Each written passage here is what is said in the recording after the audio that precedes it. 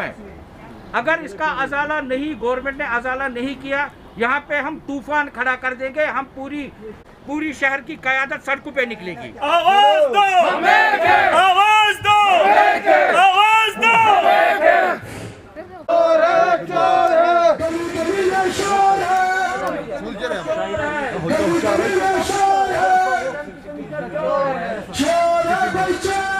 आप खोल दीजिए ना यहाँ पे।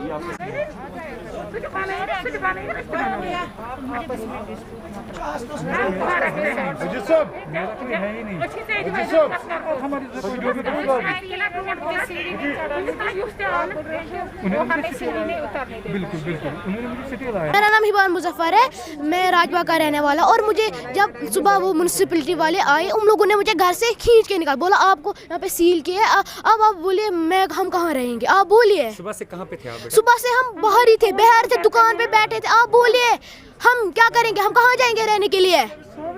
कोविड है इस टाइम, हमें कौन पकड़ेगा? आप बोलिए, म्यूनसिपैलिटी के कमिश्नर को बोलिए। मेरा नाम मुजफ्फर अहमद, मैं राजबाग में रहता हूँ। मेरा मकान सील हो गया है। मैं ड्यूटी, उन्होंने बोला आपके पास परमिशन नहीं है। तो इससे पहले मैं आया था, मैंने अप्लाई किया था, मगर नहीं वो फाइल कहाँ है। मकान मैंने बनाया था 2014-15 में, आफ्टर द फ्लड। तो बोला आपकी कोई कंप्लेंट है, पड़ोसी कंप्लेंट कर रहा है, तो हम कभी कोई बोल रहा है ये वायलेशन हो रही है, वो हो रहा है, ये हो रहा है। तो एट द एंड वो सुबह आ गए, बच्चों को सड़क पर बिठाया। वार्ड ऑफिसर आए थे, उन्होंने मुझे यही बोला, उन्होंने सील किया जी, आप जी बाहर निकलो, ये इनको ये निकालो। तो मैं एक्चुअली था नहीं, मैं घर में था, ऑफिस गया था। तो इनको सड़क पर बिठाया। जब मैं अब आ गया तो मैंने देखा वहाँ पर तो सील, पास कोई लीगल नहीं, नोटिस नहीं आया। एक बार आई थी तो मैंने उसको जवाब दे दिया, फिर 4 महीने पहले। 4 महीने पहले जी, हम आपके साथ है और कहाँ जाएंगे? हम तो इन्हीं के साथ है जो बेचारे प्रोटेस्ट, मेयर साहब के साथ में हूँ, जो प्रोटेस्ट कर रहे हैं, इसलिए क्योंकि यहाँ पर करप्शन है। मैं इनके लेकर कहाँ जाऊँगा? मैं इसीलिए आया हूँ, यहीं पर ही आऊँगा। मेरे लिए कोई सोचता नहीं है, क्योंकि वो आए तो उन्होंने ये नहीं सोचा ये बच्चे लोग कहाँ जाएंगे।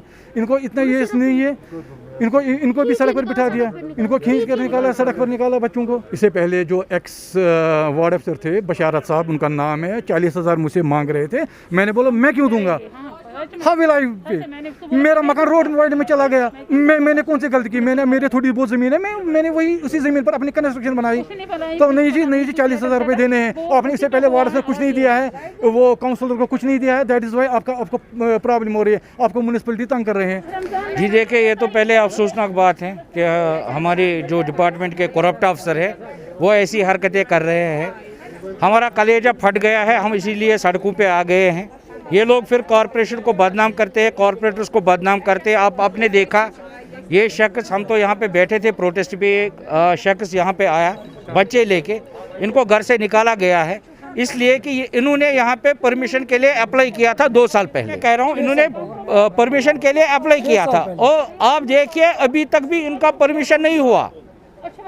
आप देखिए कि अब आज की डेट में इनका मकान सील इसलिए किया गया कि गुलाम हसन मीर साहब को पैसे चाहिए, उनको धीरज गुप्ता को पैसे देने होते हैं। तो शहर में यही सब होता है। हमारा कलेजा फट जाता है ऐसी चीज़ें सुन के। हमारे पास लोग रोज़ ऐसे ही कंप्लेंट्स लेके आते हैं। अगर हम किसको कहें, हमने कई बार हायर अथॉरिटी से रुजू किया, लिखा इनके खिलाफ ये करप्ट प्रैक्टिस यहाँ पे कर रहे हैं और हमारी क्रेडिबिलिटी पे सवालिया निशान उठ रहा है। अब हम यही चाहते हैं कि गवर्नमेंट जल्द से जल्द इस चीज़ का अजाला करे, नहीं तो सड़कों पे लोगों का तूफान उभरेगा। इसीलिए तो बैठे हैं हम आज यहाँ पे।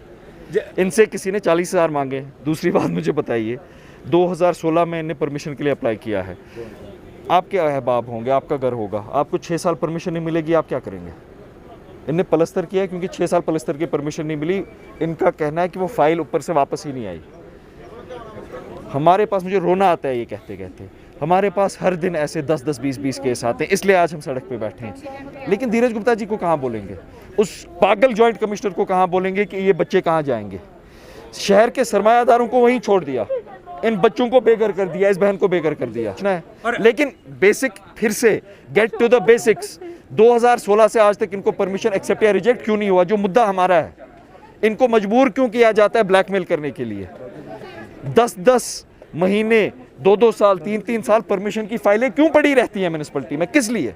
ये अज़ाइम क्या है लोगों पे? आपने आज अपनी आंखों से देख लिया ना, ये तो कोई प्लान नहीं है ना।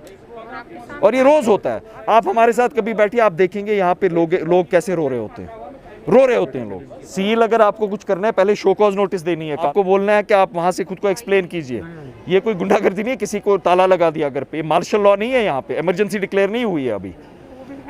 आप मुझे बराए मेहरबानी बोलिए, आप इसका पूछ रहे हैं कि इसका सोल्यूशन क्या है। मुझे लगता है धीरज साहब की और कमिश्नर साहब की नज़र में और आला हुक्काम की नज़र में इसका सोल्यूशन IAS है। एक इम्तिहान पास करना आपको लोगों पे जुल्म करने का कोई इख्तियार तो नहीं देता है। सर्टिफिकेट मिल जाती सर्टिफिकेट है, ये कोई सर्टिफिकेट है लोगों पे जुल्म करे? कहाँ जाएंगे ये बच्चे कोविड में? धीरज साहब के घर जाएंगे? कहाँ जाएंगे? अगर कल हम ये बोले ना कि इस शहर के सारे लोग जिनको इस अफसर ने सताया यहाँ जमा हो जाए, मैं आपको वसूख से कहता हूँ यहाँ पे बैठने की जगह नहीं होगी। लेकिन हम कोविड में वो करना नहीं चाहते हैं। लेकिन अब नोटा नोटी चल रही है। हिज एक्सेलेंसी मिस्टर धीरज गुप्ता को चिट्ठी लिखी है हिज एक्सेलेंसी कमिश्नर साहब ने, वहाँ से वापस नोट आएगा, चिट्ठी आएगी, तब तक लोग बेघर भी होंगे, रोएंगे भी, उनको एक्सटॉर्शन भी किया जाएगा, ब्लैकमेल भी होंगे।